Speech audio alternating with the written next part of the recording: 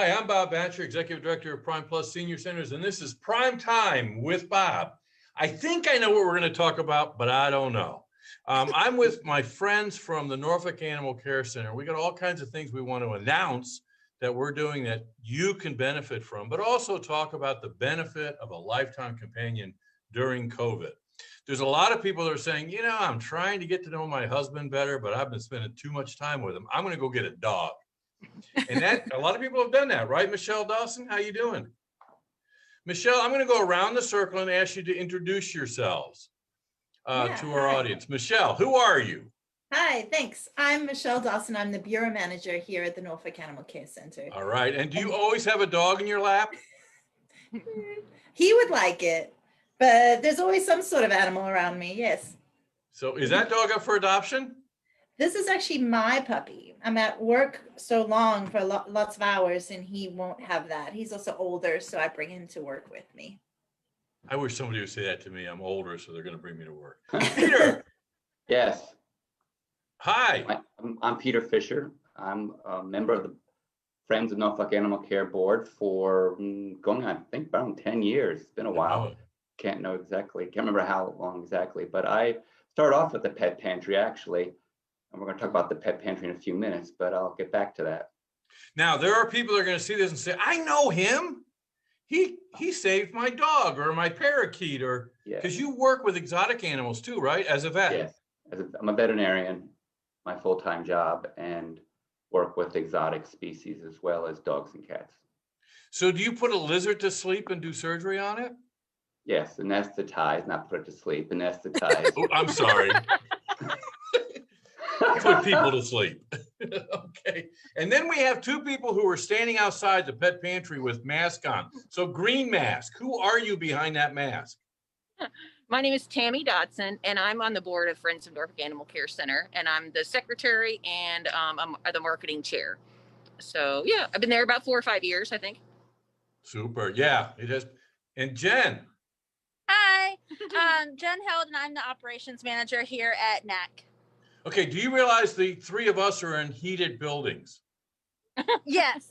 Okay, so your commitment to serving the animal community is awesome. But Peter, let me ask you about the pet pantry, because you were really the one that kind of put it in the course that it's in. What is the pet pantry? Well, just to correct you, I didn't, actually it was Pam and Marie that were on the board when I joined. They put it in place. And then I read about it in the newspaper and I said, well, I want to get involved. So I started volunteering on Saturdays. Back then, we just had pickups on Saturdays during a certain time frame, and I would help periodically handing out food, taking record keeping, etc. It was usually a line of people. And the Pet Pantry serves, back then it served the entire Hampton Roads community. For those who could qualify, you had to show that you had financial needs, pets that were not neutered, they had to be neutered in order to get the food dispersed to them. And if they weren't neutered, then they were cut off, but they were sent to places like the PETA SNP van that gave reasonable prices on neutering to make it affordable for them. And then the Pet Pantry, that was the very first Pet Pantry in Hampton Roads. Now every city in Southampton Roads has their own Pet Pantry. Oh, wow. So now we just serve Norfolk residents through the Norfolk Animal Care Center. So it's evolved a little bit. You know, I was telling somebody I was going to do this interview and they said, oh, so you're going to the food bank? Because we think of, and of course, there are people who have food vulnerabilities or insecurities that they didn't even think they would. And so when you're thinking of feeding your family, you guys are holding a part of someone's family too. So Michelle, this is part of that whole strategy of trying to make sure that people can keep their animals at home, right? Right. That's really our goal here, is to help our community and help keep families together. And that pet pantry, you see, I didn't even know that we had the first pet pantry in Hampton Roads. That's incredible. And it's, you know, obviously things change and evolve, and the pet pantry has grown into something where we have the formalized program where you can get on, you can apply and get on consistent assistance. Like every single month, we know what you need and we have it ready for you. But we also tried, especially during COVID times and beyond now, to make it a little bit more accessible. There are no requirements. If you just need a a one-time assistance. All you need to do is come on in and let us know what you need, and we're going to go back there. As you can see, we have a ton of stuff that we can give out. So yeah, I'm very happy to hear that was the first pet pantry and it's still going. That's incredible. Norfolk is famous for being the first on a lot of things. Now, Peter, you don't go out shopping for this stuff either anymore because the generous community has been coming together, right? Right. We've had lots of donations over the past 2 years. It's rarely we had to go out and buy something. Usually it's dropped off by generous donors at the facility, the Norfolk Animal Care Center, or different veterinary hospitals. We had a fundraiser Christmas time that the proceeds went to food that was dropped off, kind of a bring in a bag of food, we'll take care of making sure it goes to the right place.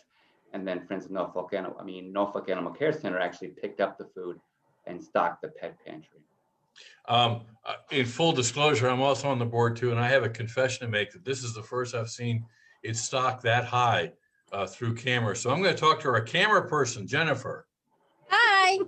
With COVID, you know, I think you watch the news and it's all about COVID, but in reality, life for people has gone on with or without COVID. So where you rely on, I mean, you don't rely on it, but you are here as an opportunity for people to turn in an animal. Well, their life circumstances have changed or whatever. They present at the door and say, I want you to take my dog. I can't handle it anymore. And then of course, with adoption, have you seen that increasing with COVID, with people saying, I got to give up on Pete, my dog? We actually haven't yet, but we're also in a different area. We are a heavy military base town, so we haven't seen quite the number of like evictions and things like that other cities may have seen. But luckily, we've been able to, with the help of the pet pantry and the community resource guide that we put out, we've been able to help people a lot being able to keep their pets, because that is always our first priority, is to try to make sure that we can, if we can, supply those resources so that we can give them food, point them in the right direction of low cost veterinary services, just because we want to be able to keep the families together. Right. Now, Tammy, I know you came to the board because you used to be a volunteer, you still are a volunteer at the Animal Care Center. So there's a role there that can be played, right? Mm-hmm. Yeah, I used to walk dogs Thursday evenings and sometimes on the weekends. And I just saw firsthand how hard people work here and how caring, and they're just really here for the animals. And you know, from cleaning the entire building from top to bottom every morning is not an easy task. So I just have been a big supporter, just admired the shelter for so long.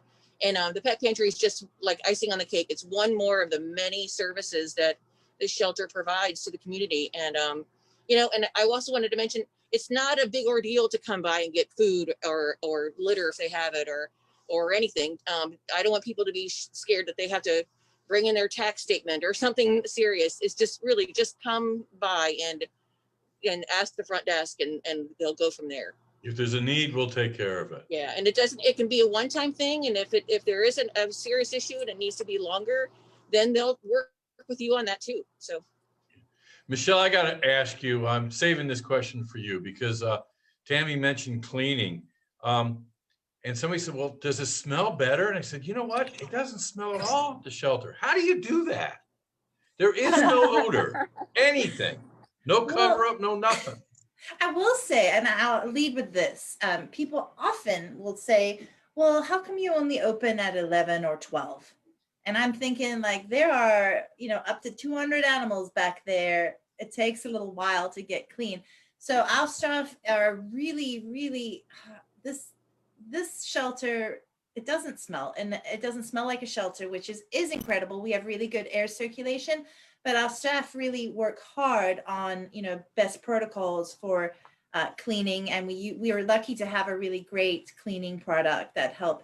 And they also know how to use it properly. So it's a lot of hard work. I don't want to say blood, sweat, and tears, but literally blood, sweat, and tears that goes into caring for these animals at such a high standard of care. Peter, Michelle's putting her dog to sleep. Did you notice that? He's rubbing his eyes. That's sleep, right? That's rest, sleep. That's rest. Yeah. Let me ask you, because again, my dog is one of your patients. And when I got Sophie years and years ago, Some would say she wasn't adoptable back then. She had skin conditions. She was blind in one eye. She just wasn't adoptable, but I fell in love with her. That's something that the Friends of Norfolk Animal Care is involved in too, and really helping some of these animals get to the point where they are adoptable, right?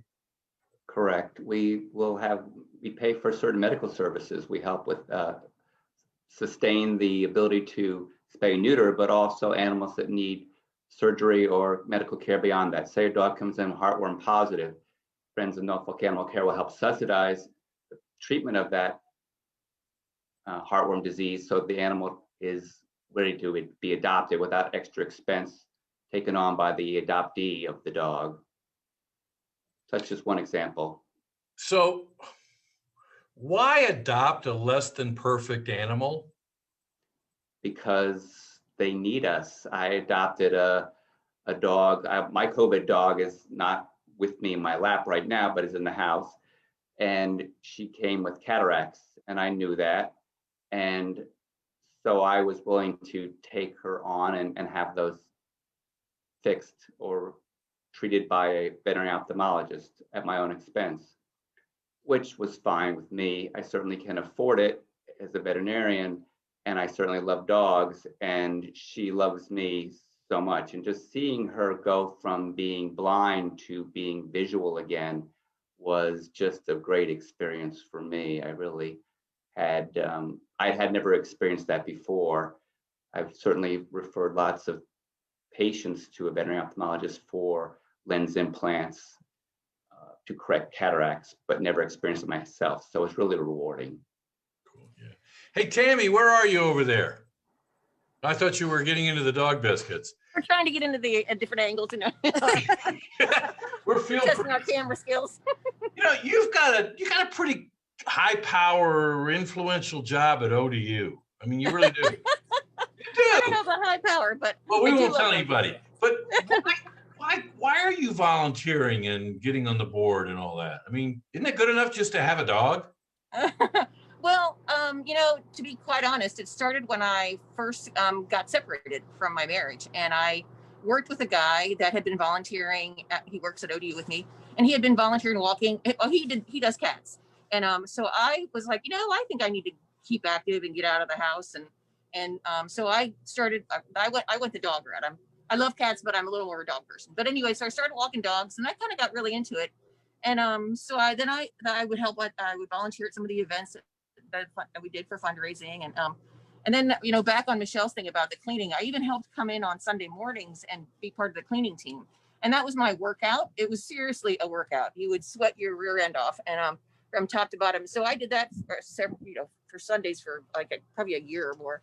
But anyway, and then I got to know all the people that were also volunteering at events and stuff with NAC for fundraising, and they were just fun and fun to hang out with. And I met some board members, and then the next thing I know, they asked me to be on the board. So it kind of goes hand in hand for me because I'm the marketing manager, you know, for ODU Online, and so marketing's kind of in my blood and special events. So it's just something that I like doing, and if I can help raise, you know, 50 cents for this shelter, I'll do it. It's just I saw behind the scenes so thoroughly. I'm just sold, you know, down to my toenails. I just think that the world of everybody here, and the staff is great. You know, so animals, if I can help an animal, that's what I want to do. I don't know. I just got in my blood, and I'm not letting go. I'm going to be here for a while.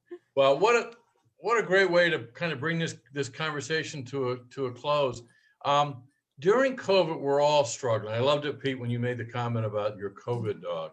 We're struggling with that connection with community. And so what better way to get connected, but look at ways of volunteering in a safe environment, but also consider bringing in an animal that wants to doze on your lap and can provide that unconditional love.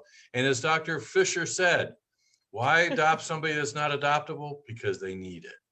So thanks for everything that you guys are doing to really bring our community together. And we're going to get out of this COVID thing no matter what. But do it with a friend. And a friend can be a cat, a dog, or a bunny, or even a lizard. So thanks for being with us, and keep in mind, stay safe and stay connected. See you next time. Thank you, Bob. Thanks, Bob.